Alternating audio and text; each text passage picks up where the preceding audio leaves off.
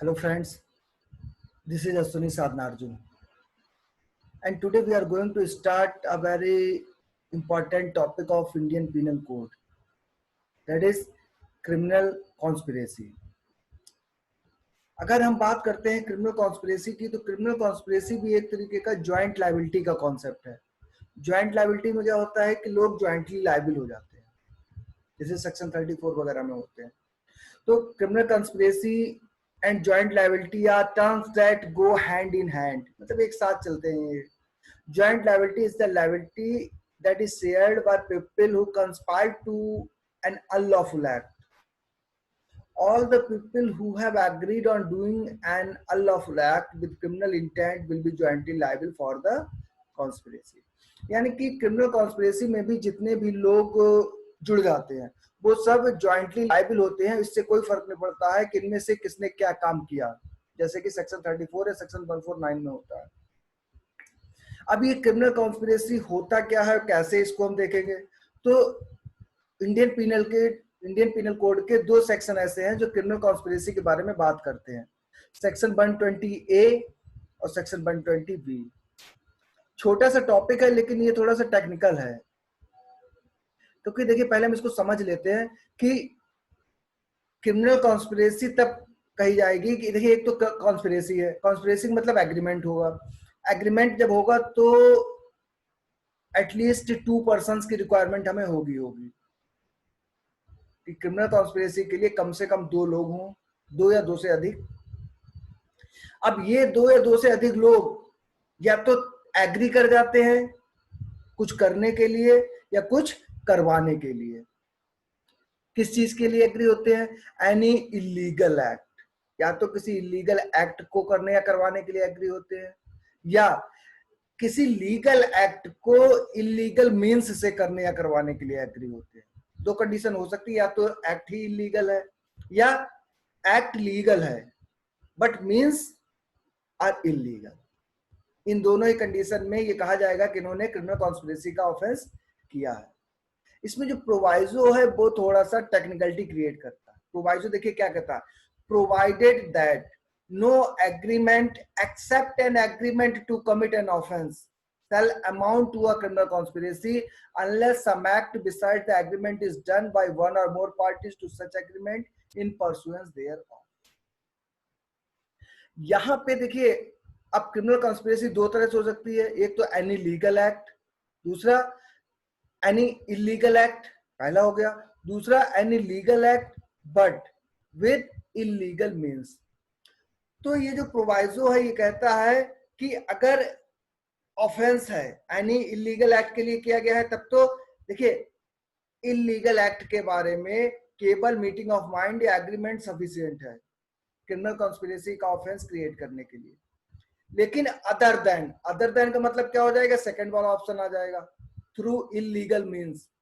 जब कोई legal act किसी इलीगल मींस से आप करवाने के लिए रेडी होते हैं, उस कंडीशन में क्या होगा, आपको उस एग्रीमेंट के परसुएंस में कोई ओवर एक्ट करना होगा, तब वो क्रिमिनल कॉन्स्पिरेसी में आएगा।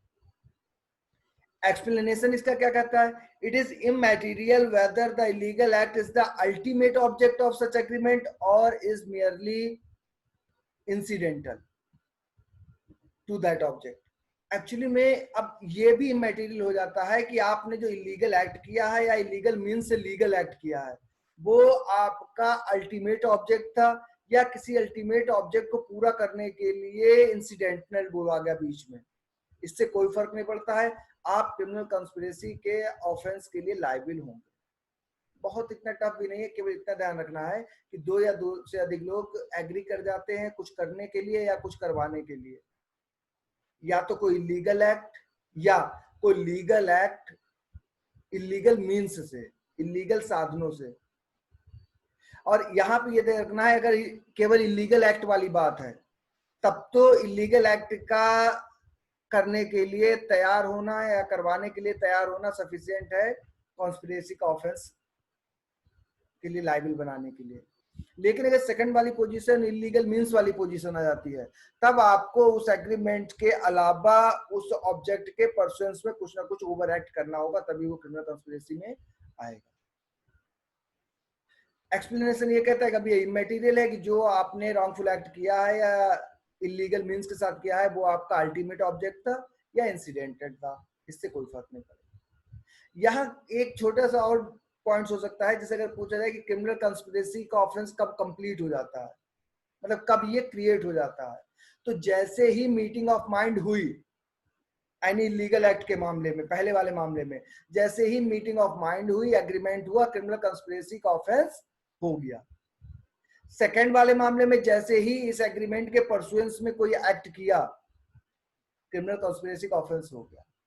अब ये क्वेश्चन ये हो सकता है कि ये कब तक चलता रहता है या क्रिमिनल कंस्पिरेसी का ऑफेंस कब तक बना रहता है। तो सिंपल सी बात है, ये तब तक बना रहेगा जब तक या तो वो ऑफेंस कमिट ना कर दिया जाए, एक चीज, दूसरा या उस एग्रीमेंट को टर्मिनेट ना कर दिया जाए। जैसे फॉर एग्जांपल मान लो कोई कॉन्स्पिरेसी की है किसी को 15 तारीख को मारने के लिए, 15 तारीख को वो बंदा नहीं मिलता है मारने के लिए। अब 15 तारीख के बाद हो सकता है 3 में से एक का मन बदल जाए, वो कहे नहीं नहीं भाई हम जो है वो आपके साथ नहीं है, हम ये ऑफेंस नहीं करेंगे, उसने अपने आप को हटा लिया।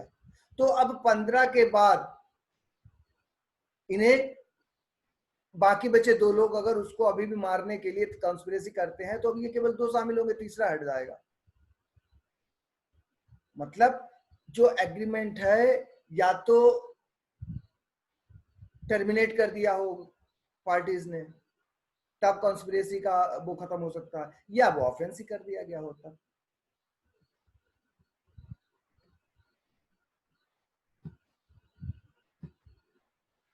एक केस हुआ था इन रैक्स वर्सेस जोन्स, कोई नई बात नहीं कही थी। It was first held that criminal conspiracy ought to charge a conspiracy either to do an unlawful act or a lawful act by unlawful means। कि क्रिमिनल कॉन्स्पिरेसी का मतलब होता है कि 2 या 2 से अधिक लोग तैयार हो जाएं कुछ अनलॉफुल एक्ट करने के लिए या लॉफुल एक्ट को अनलॉफुल मीन्स से करने के लिए। इंग्रेडिएंट्स अगर हम देखें सेक्शन 120A के, तो ये भी वही होंगे जो हमने डिस्कस किया है। Rajiv Kumar versus state of UP में कोर्ट ने ये कहा था कि there must be at least 2 or more than 2 persons. Second, there must be an illegal act or an act with illegal means. Third, there must be a meeting of minds, or we can say there must be an agreement regarding the same thing. तो वही बात को उन्होंने case में कहा था। एक और केस हुआ राम नारायण पोपली वर्सेस सीबीआई, इसमें भी उन्होंने कहा कि जब कोई क्रिमिनल कंस्पिरेसी होती है तो उसमें क्या क्या चीजें आती हैं। पहली तो आती है an object to be accomplished, कोई ना कोई उद्देश्य होगा, कोई ऑब्जेक्ट होगा जिसके लिए क्रिमिनल कंस्पिरेसी की गई है। अ प्लान और scheme embodying means to accomplish that object, उस ऑब्जेक्ट को पाने के लिए कोई प्लान या मीटिंग बनाई गई होगी, स्कीम बनाएंगे आप। एन एग्रीमेंट और understanding between 2 or more of the accused persons whereby they become definitely committed to cooperate for the accomplishment of the object by the means embodied in the agreement or by any factual means। अब जो लोग criminal conspiracy कर रहे हैं ये बिल्कुल cooperate कर रहे हों उस ऑब्जेक्ट को अकम्प्लिश करने के लिए उन मीन्स के द्वारा जो इन्होंने तय कर लिए हों या कोई भी रीजनेबल या इफेक्चुअल मीन्स के द्वारा। प्रूफ ऑफ कंस्पिरेसी, क्योंकि कंस्पिरेसी एक मेंटल एलिमेंट का है, एक साइकोलॉजिकल इन नेचर है, तो वैसे तो ये बहुत टफ है, लेकिन डायरेक्ट एविडेंस और सर्कमस्टांशियल एविडेंस से इसको प्रूव किया जा सकता है। सेक्शन 120B ये पनिशमेंट की बात करता है कि अगर कोई क्रिमिनल कॉन्स्पिरेसी करता है तो उसको पनिशमेंट कितना मिलेगा। तो इन्होंने देखिए यहाँ पे ये कहा है कि अगर कोई ऐसा ऑफेंस का क्रिमिनल कॉन्स्पिरेसी हुआ है, देखिए सेक्शन 120B 2 पार्ट्स में है, इसको बहुत इजी से समझा जा सकता है। पहला पॉइंट इसका ये कहता है कि अगर किसी ऐसे ऑफेंस का क्रिमिनल कॉन्स्पिरेसी हुआ है जिस ऑफेंस में punishment capital punishment, life imprisonment या more than 2 years rigorous imprisonment दिया जा सकता है। वर्ड रिगरस बहुत इंपॉर्टेंट है यहाँ पे। कब कब होगा कि अगर कोई ऐसा ऑफेंस हुआ है जिसमें कैपिटल पनिशमेंट या लाइफ इम्प्रिजनमेंट या मोर देन 2 years का 2 or more than 2 years का रिगरस इम्प्रिजनमेंट दिया जा सकता था, और इस इंडियन पीनल कोड में उसके लिए अलग से कोई प्रोविजन भी नहीं है पनिशमेंट का। तो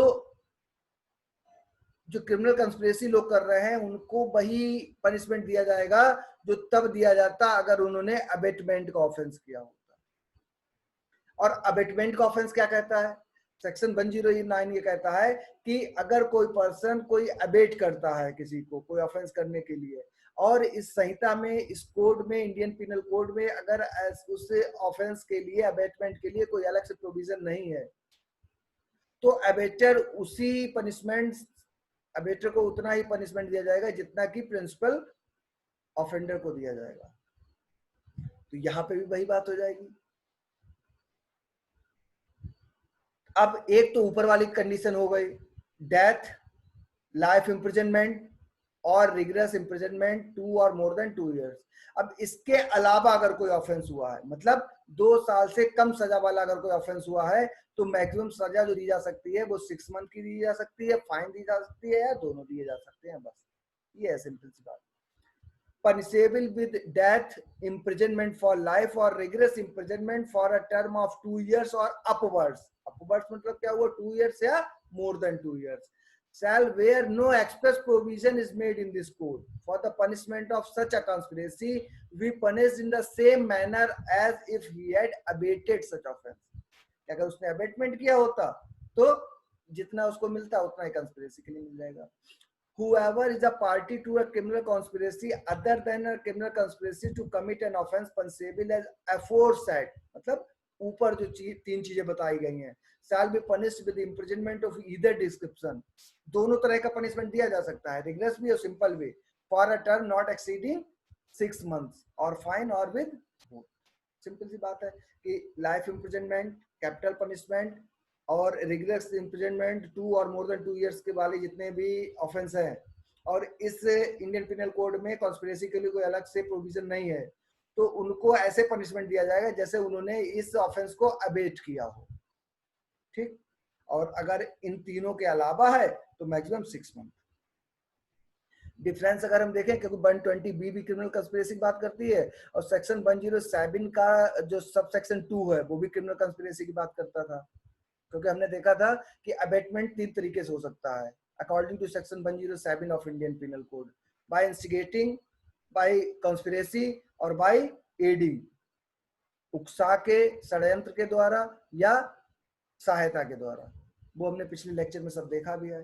तो section 120B is suggestive of the punishment of conspiracy।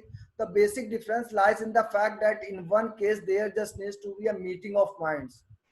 देखिए, आप केवल इतना ध्यान रखिए कि सेक्शन 120A में केवल मीटिंग ऑफ माइंड सफिशिएंट है क्रिमिनल कॉन्स्पिरेसी का ऑफेंस करने के लिए, लेकिन 107 में उस एग्रीमेंट, उस मीटिंग ऑफ माइंड के साथ साथ कुछ ओवर एक्ट भी करना होगा, कुछ हेल्प भी करना होगा, कुछ एडिंग करना होगा, मतलब कोई ना कोई एक्ट आपको उसके परसुएंस में करना होगा।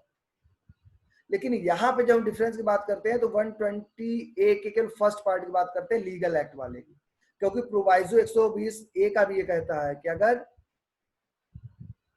लीगल एक्ट इलीगल मीन से आप कर रहे हैं, ठीक है, तब भी कुछ ना कुछ ओवर एक्ट करना होगा। तो एक बहुत माइन्यूट सा डिफरेंस है, और बहुत ज्यादा डिफरेंस की इसलिए जरूरत भी नहीं है क्योंकि पनिशमेंट भी देखिए सेम ही हो जाता है। इन्होंने यही कहा है वही पनिशमेंट मिलेगा जो अबेटर को मिलेगा, यानी कि चाहे अबेटमेंट में आए चाहे क्रिमिनल कंस्पिरेसी में आए, पनिशमेंट क्या हो जाएगा, लगभग सेम ही चलेगा। तो बहुत ज्यादा ये डाउट भी नहीं है कि इसमें क्या डिफरेंस है। ठीक है, इस पॉइंट पे आप डिफरेंस देख लीजिएगा। या हम कह सकते हैं another point is that abetment involves aiding in a crime or a conspiracy, whereas criminal conspiracy just requires a meeting of mind. But abetment में कुछ ना कुछ एडिंग करनी होती है, ये क्या है, मीटिंग ऑफ माइंड की रिक्वायरमेंट है, उसी से ये सफिशिएंट हो जाता है। तो ये हमारा एक बहुत छोटा सा टॉपिक है बट टेक्निकल है, और इससे क्वेश्चंस भी पूछे जाते हैं। तो इसको आप देख लीजिए, अगर किसी तरीके का कोई डाउट हो तो आप पूछ सकते हैं।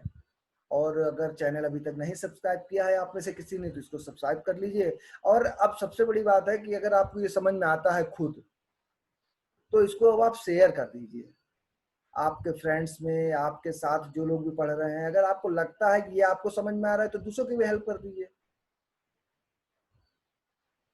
तो अगर हम बना रहे हैं तो कुछ हम मेहनत कर रहे हैं, तो अगर ठीक है भाई, नहीं सही है तब तो मत भेजिए बिल्कुल भी, और आप भी मत देखिए। लेकिन अगर सही है, आपको समझ में आ रहा है, तो मैक्सिमम जितना हो सकता है इसको शेयर कर दीजिए, जिससे ये ज्यादा से ज्यादा लोग इसको देख सकें।